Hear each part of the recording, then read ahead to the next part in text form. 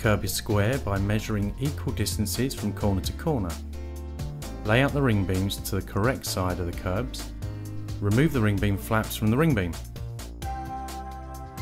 Silicone seal the top of the curb prior to fixing ring beams. Lift the ring beam onto the top of the curbs. Slide the ring beam bracket into the channel on the adjoining ring beam and push together. Fix the ring beam screws into the pre-drilled holes. Fix down the ring beam to the curb. Lift the ring beam flaps into place. Make sure the ring beam flap engage into the correct position. If necessary, seal the internal corners with acrylic. On a hidden tie bar, push the steel bracket into the side of the central rafters. Loosen the prefixed top screws to allow the top bracket to move freely. Engage the rafter bracket into the slot provided on the ridge. Screw down the top screw to secure the rafter bracket. Place the rafter bracket into the slot on the ridge. Slide the adjacent rafter over the steel angled bracket.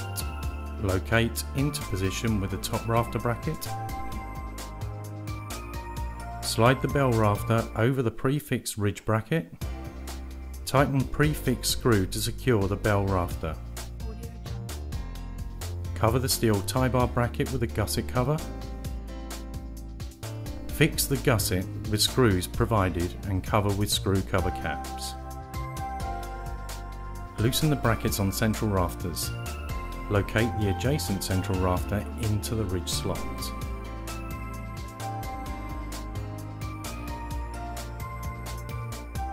Loosen off the top hip bracket screw and locate into the slot provided.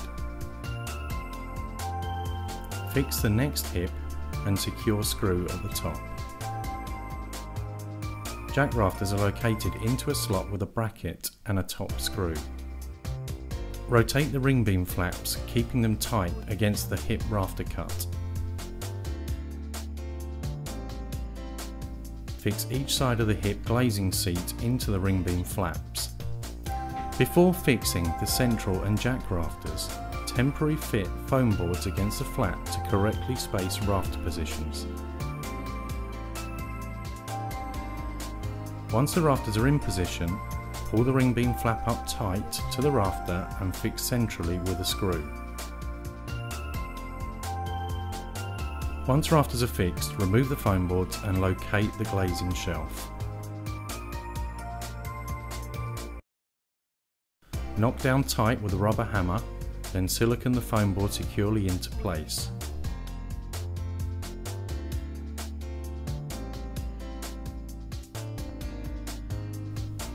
Where there is no bell rafter, glue internal ridge end caps onto each end of the ridge. Run a bead of sealant along the top leg of the glazing enclosure. Slide glazing enclosure over the bottom of the glazing. Remove cover tape from double-sided tape on the glazing shelf. Lift the glass into place behind the rafter end stops and press down glazing. Fit all units of glass, keeping glazing enclosure between the rafters. When fitting roof vents, always remove foiled or plastic tape from the surface of the units before sealing. Remember to clear both sides and always use the correct sealant.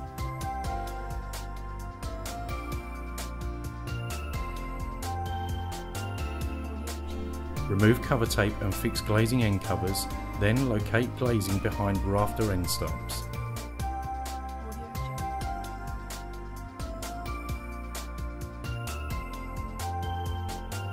Muntin bars have female and male connectors. Seal both sides of the internal female muntin bar close to the internal edge.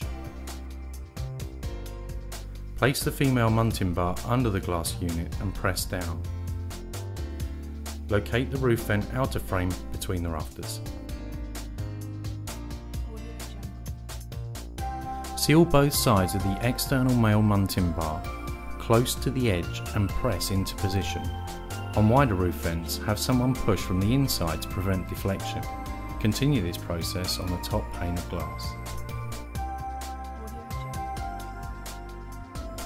Lubricate glass with glass cleaner if necessary. Locate the hip pressure plate centrally over the hip rafter. Locate the central pressure plate over the rafters. Secure the pressure plate through the pre-drilled holes provided. Centralise the ridge between the pressure plates. Fix the ridge cap centrally to the main ridge body with screws. Seal top of pressure plates at the ridge. Locate the cover caps over the pressure plates and fix securely with rubber hammer. Loosen the grub screw on the sash corners with an Allen key prior to glazing the roof vents. Remove one side of the roof vent sash.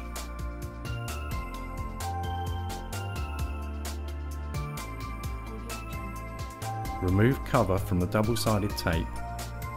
Slide glazing into roof vent sash and press down.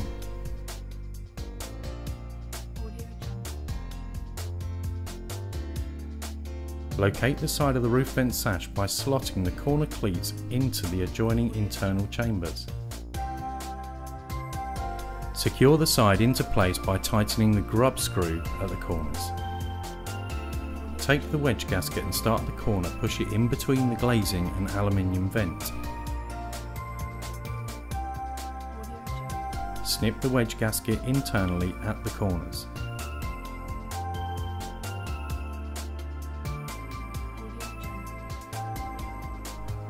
Cut wedge level at final corner.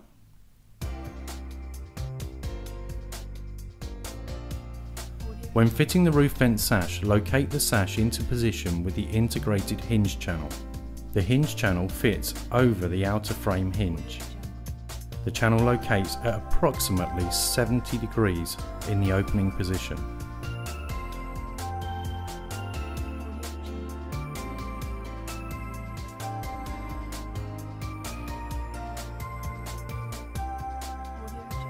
Locate the spindle and tighten bolts to secure.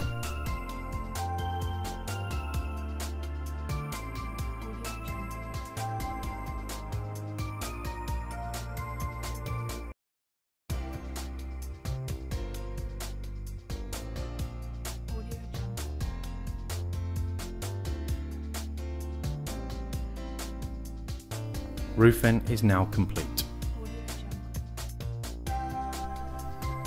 Our roof system is available in any size and any RAL colour.